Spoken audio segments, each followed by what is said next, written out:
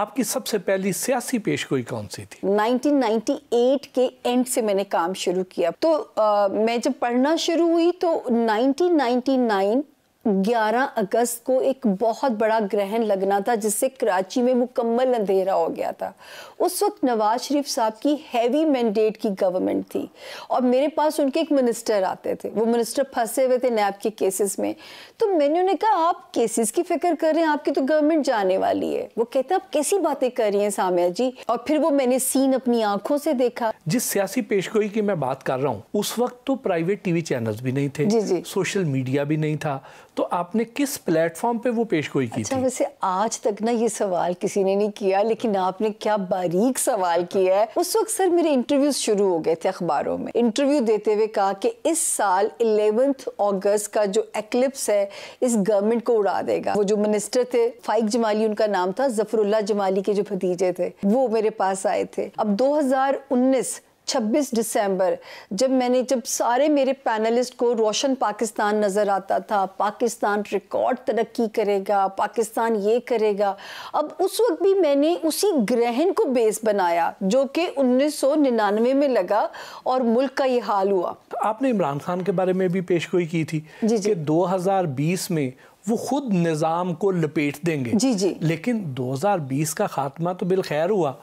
इमरान खान साहब के बारे में मैं हमेशा कहती थी कि ये किंग मेकर बने, किंग ना बने। 21 में भी वो सूरत हाल थी और वही सूरत हाल 2022 के अंदर भी है, कंटिन्यूटी चल रहे हैं। तो मैं अभी भी कहूंगी कि मुझे तो इस मुल्क में एक नए निजाम की खबर से तारा देता है। मैं गलत भी हो सकती हूँ, लेकिन ये एक दिन बताएंगे। 3 बारी ऐसा वक्त आया होगा जब खान साहब या तो खुद फैसले की पोजीशन में आ गए होंगे कि सब कुछ क्विट कर दें। कब्र के अंदर का हाल मुर्दा जानता है, वो मैं नहीं बता सकती, वो खान साहब उसी दिन बताएंगे जिस दिन कोई किताब लिखेंगे। सितारों का पोशीदा इल्म कोई जर्नलिस्ट नहीं बता सकता। जी। इसी तरह जो सियासी तबसरे हैं, ये एक एस्ट्रोलॉजर के बस की बात नहीं है, लेकिन आप अपनी सियासी पेशगोइयों की वजह से मीडिया में खासी मकबूल है। अच्छा, मैं उसमें ना तज्जिया नहीं डालती। तो सर मैं तो लॉजिक की बात करती हूँ, दलील की बात करती हूँ। अगर जितनी पेशगोइयाँ मैं अभी भी दे रही हूँ तो मैं दलील की उसके बेस के ऊपर ही दे रही हूँ। हाँ, वो गलत भी हो सकती है। मैंने पहले ही कहती हूँ कि 70 to 75% ये गाइडलाइन है। मेरी बहुत सारी फेमस प्रेडिक्शंस हैं। अब मेरा दिल चाहता है कि मैं रिटायर हूँ तो मैं किताब लिखूँ, लेकिन रब की दी हुई इज्जत है, वही उसको कायम रख सकते हैं। सितारों की चाल देखकर सियासी पेशगोइयां करने के लिए करंट अफेयर से अपडेटेड रहना कितना ज़रूरी समझती हैं? मैं यहाँ ये कहना चाहूँगी सर कि मेरे घर में न्यूज़ चैनल्स बंद हैं। मैं कोई तज्जिए नहीं सुनती, बखुदा मैं वो बर्दाश्त ही नहीं मेरा दिल कर पाता। मेरा तज्जियों के साथ कोई ताल्लुक नहीं है, प्रॉमिस बाय गॉड। जब आप सितारों की चाल देखकर सियासी पेशगोइयां करती हैं, क्या वो सुनकर सियासतदान आपसे नाराज हो जाते होंगे? अच्छा, वैसे ये मुझे डर रहता था। देखिए, मुशर्रफ साहब का दौर गुजरा, जरदारी साहब एक अपने अंदर एक अलग डिक्टेटर थे, नवाज शरीफ साहब। मेरा ख्याल है सर, अगर आप हक के रास्ते पे चल रहे हैं ना, मेरी भी इन्वेस्टिगेशन हुई होगी कि मेरे पास कोई चिड़िया नहीं है, मेरे पास कोई मुखबर नहीं है, डायरेक्शन ही बता सकती हूँ ना। अब जैसे इस साल अब नवाज शरीफ साहब की सरसती ख़त्म हुई है, तो अब हम उनको कह सकते हैं कि अगर आप वापसी का रिस्क लेना चाहते हैं तो ले लीजिए, कि थोड़ी बहुत सख्ती के बाद आपकी माफ़ी हो जानी है। इमरान खान साहब पोशीदा उलूम में दिलचस्पी भी रखते हैं और उन पर यकीन भी रखते हैं। बिल्कुल जी, बिल्कुल। तो उनकी तरफ से कभी आपके साथ कोई राब्ता किया गया या नहीं? देखिए, धरने के दिनों तक तो मुझे याद है कि जब वो धरना दिया हुआ था तो मेरे पास नंबर था, मैं मिली नहीं उनसे आज तक कभी भी जो है।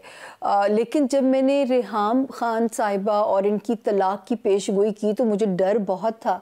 और वो भी पेशगोई देखें कि मैंने कहा था कि इस डेट से आगे ये शादी नहीं चलेगी, और ये पेशगोई मैंने उनके निकाह वाले दिन की, जब निकाह की धूम हर चैनल पे मची हुई थी। 8 जनवरी थी और उस डेट गुजरने में 2 दिन रह गए थे और तलाक की खबर आ गई। क्योंकि खान साहब के अंदर एक मिजाज है कि वो अपने स्क्रिप्ट के खिलाफ नहीं चल सकते, वो उस तरह फ्लेक्सिबल नहीं है कॉम्प्रोमाइज़ करने में। और मुझे डर लगा कि यार कि ये लोग मुझे तो शायद वो कर देंगे, लेकिन रेहाम साहिबा भी बड़ी स्वीट होगी उस पेशगोई के बाद, जहाँ मुझे मिली बड़े अच्छे से मिली। और उस वक्त खान साहब भी मेरे मैसेजेस को रिस्पॉन्ड कर दिया करते थे, मैं उन्हें कहती थी, क्योंकि मैं सचमुच PTI की डाई हार्ट सपोर्टर थी। ये मैं आपके शो में कन्फेस कर रही हूँ आज, लेकिन मेरा भी दिल टूटा है। सामिया खान ने पिज़्ज़ा, रोल्स, समोसे, बारबेक्यू, दही भल्ले और फ्रेश जूस से तवाज़ो की। सामिया खान से दिलचस्प गुफ्तगू का सिलसिला जारी रहा। वैसे तो आपके क्लाइंट्स में पाकिस्तान की शोबिज़ और पॉलिटिकल एलीट भी शामिल है। जी जी, ऑलमोस्ट। हाँ। वो आपसे पूछते क्या हैं कि हमारी हुकूमत कब आएगी, इनकी हुकूमत कब जाएगी? क्या ये सवाल तो इतना मोहसिन साहब इंटरेस्टिंग होता है। जो पॉलिटिशियन आता है जो बड़ा है, एक सवाल कॉमन होता है वजीर आजम की कुर्सी, और इनको ये नहीं पता इस मुल्क के जायचे में सबसे बड़ी आजमाइश वजीर आजम की कुर्सी है। अच्छा, तो ये बताएं कि अमूमन मशहूर लोगों के जायचे में वो कौन सी ऐसी ख़ास चीज़ होती है जो दूसरे आम लोगों के जायचे में नहीं होती? एक और इंटरेस्टिंग सवाल किया आपने। जब मैं सियासी तौर पे जो कामयाब लोग जिनको हर हाल में सियासत कबूल कर लेती है या वो सियासी तौर पे इस्तेमाल किए जाते हैं, जिनके जायचे में सेट्रन, सितारा ज़ोहल वेल प्लेस्ड होता है, बाज़ के सितारे में एग्जॉल्टेड होता है, तो मैं उनको वहाँ से पढ़ती हूँ कि आपको सियासत रास है। इमरान खान साहब देखें, शेख रशीद साहब, मौलाना ताहिर कादरी साहब, शहबाज शरीफ साहब, उनका भी ये एग्जॉल्टेड है। एक लिस्ट है मतलब जिनको हर हाल में आप इनको लाइमलाइट में देखते रहेंगे। आप जो बात कर रही थी साठ सती की, तो ये साठ सती होती क्या है और कौन लोग इसका शिकार होते हैं? इसकी निशानियां क्या होती हैं? सर, आज तो आप दूसरी छक्के पे छक्का मार रहे हो। मैं आपकी टीम को जो है ना वो दोनों हाथों से, पहले एक हाथ से सल्यूट किया, तब दोनों हाथों से करती हूँ। बड़ा इंपॉर्टेंट सवाल। अच्छा, लोगों को एजुकेट किया जाए कि जो इस मामले में एक एवरेज लाइफ में ये 3 मरतबा आती है, और एक हिट आप एक ही बार ज़्यादा होते हैं उसमें जो है ना, बाकी फिर अल्लाह मियाँ हाथ थौला कर देते हैं। इसका जिक्र कुरान पाक में भी मौजूद है, हज़रत याकूब वाले वाक़े के अंदर मौजूद है। ज़ोहल आपके जायचे के, जब आप बॉर्न डेस्टिनी लेके पैदा हुए, 12वें घर में जाता है, तो वहाँ से इसका असर आप पे शुरू हो जाता है। जैसे पाइसिस को इस वक्त सन की सरसती लगी हुई है, तो पाइसिस का 2021 बहुत डिफ़िकल्ट ईयर था, लेकिन ये 2.5 साल क़याम करता है सितारा।